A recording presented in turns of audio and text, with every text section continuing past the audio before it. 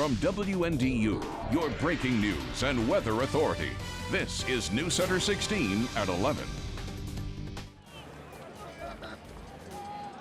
As history tells us, it's always a struggle when Purdue faces Notre Dame, and the Irish prevail in the end, 30-14. Notre Dame is 3-0, but it was no way easy inside Lucas Oil Stadium here in Indianapolis. Thanks for staying with us after the game. I'm Angelo DiCarlo, joined now by Pete Sampson of Irish Illustrated, the top insider website covering Notre Dame football. And Pete, let's just start with your general thoughts. Obviously, you know, everyone said Notre Dame was going to roll. We know based on history, it's never that easy against Purdue. Yeah, at some point you got to give Purdue credit for playing their best game of the year, really 3 straight years against Notre Dame.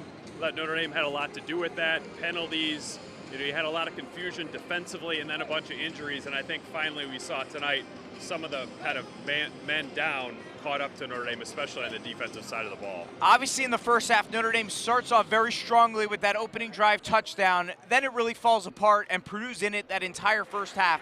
What went wrong for the Irish in the first half? I think the offensive line struggled again, especially on the interior. I thought that was one place where Notre Dame was going to take a step forward tonight. They were down Christian Lombard at guard. That hurt them. Nick Martin, Connor Hanratty, Matt Haggerty, that group never really got its footing underneath it, so the run game struggled up the middle.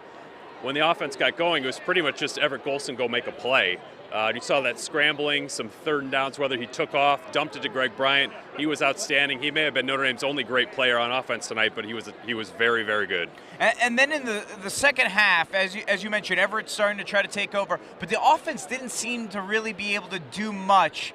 Was this a surprise to you that it wasn't necessarily the defense that was struggling as much as the offense was going 3 and out quite a bit, it felt like? Yeah, I thought the receiver position really struggled tonight. Amir Carlisle getting injured, that hurt them. C.J. Prosise was okay, but Amir Carlisle had really taken a step forward. Will Fuller, an off game compared to Michigan when he was outstanding, so that hurt them as well. Corey Robinson finally got back in the flow a little bit. I thought that was very important because they didn't have anybody else there. And then the tight end position, Ben Koyak, I thought he could take advantage of Purdue's linebackers. That didn't really happen either. So I thought the receiver position and the interior offensive line just sort of out of sync tonight offensively. All right, we're 3-0 for Notre Dame. Where is this team right now as they head to the bye? I think they need a bye just from a medical perspective. Cole Luke getting injured, Devin Butler comes in, gets a pick, Max Redfield thrown out for targeting. You had Drew Tranquil come in. Nicky Barati gets hurt. It looks like his shoulder after one play, so I think they need to get healthy. Torrey Hunter's return has sort of been an ongoing storyline that's been under the radar. That's really important now because of the receiver position. I think they just need more guys out there. And then beyond that, I really think it's just a medical and then an offensive line position. They have so much talent on the line, especially Steve Elmer, Ronnie Stanley at tackle, but that position just has not come together yet. They didn't play well against Purdue last year either with Zach Martin and Chris Watt. Maybe the bye week helps them get some things sorted out. And hopefully we'll get that academic investigation matter finally sorted out. I have 3 days off next week, so I'm positive it'll happen during that period of time. All right, Notre Dame wins 30-14. The Irish are 3-0. It's a bye week. Then Syracuse coming up for Notre Dame in 2 weeks' time at the Meadowlands in Jersey. Gabby? And Anj, I know you tweeted that felt like a Notre Dame crowd out there. I'm sure a lot of fans were surprised to see that this wasn't a more lopsided win out there.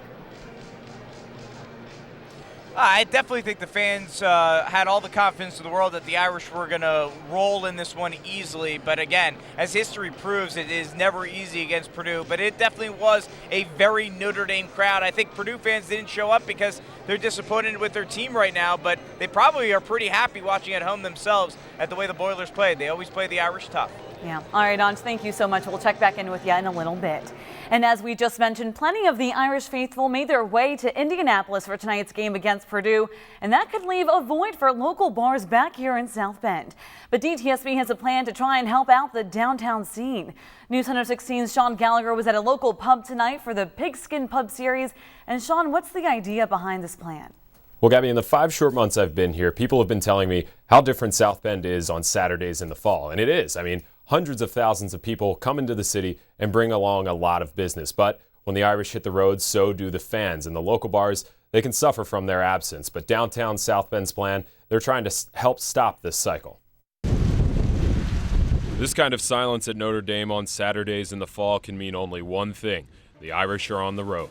But while the games go on, the business doesn't always follow suit. But downtown South Bend is hoping to buck that trend with the Pigskin Pub Series. This gives the pubs an opportunity to really have great business on those away games when it's maybe not so good as when it's the home games. But and the thing is, what would you do if you weren't out at these fun places? You'd be at home, you know. That's one thing. But when you can be out with a bunch of people, all celebrating and watching the Irish, what's more fun than that? We're not a sports bar necessarily. It's not a BW3s, but you won't miss a second of the game no matter where you are. It is important. And for Notre Dame fans who miss the game day environment, these watch parties really help fill that void.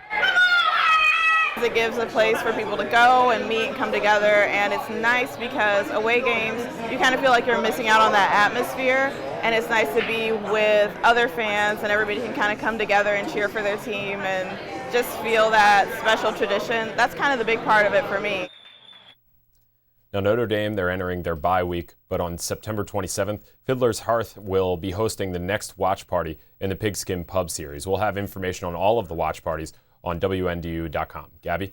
Okay, and Sean, how are these watch parties different from going to any other bar that has the game on TV? Well, DTSB has handed out these passports that they gave out tonight. The idea is to get your passport punched at each bar, and at the end of the season, you can turn in the completed passport at any of the participating pubs for a chance to win 2 tickets to a home Notre Dame game next season. Plus, the bars are involved in various game day specials, so even if you can't make it out to all of the watch parties, you can definitely benefit from these deals. Yeah, sounds like a good time. All right, Sean Gallagher reporting live for us tonight. Sean, thank you. And there was a really cool moment before tonight's game on the field at Lucas Oil Stadium.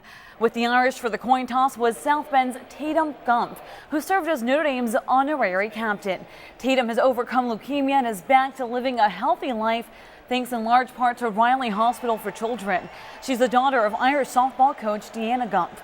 Tatum even shared a moment with football coach Brian Kelly after the coin toss. How cool was that? It was awesome. Deanna, what does that mean for Riley to get this kind of reaction here at Lucas Oil Stadium? I love that Notre Dame has just been so good to the Riley kids and had them be such a big part of this game. We're so lucky to have Riley in Indiana, and I love that we're able to give back. I know you're so proud of your daughter and her fight. What did that moment mean to you to see that? I got to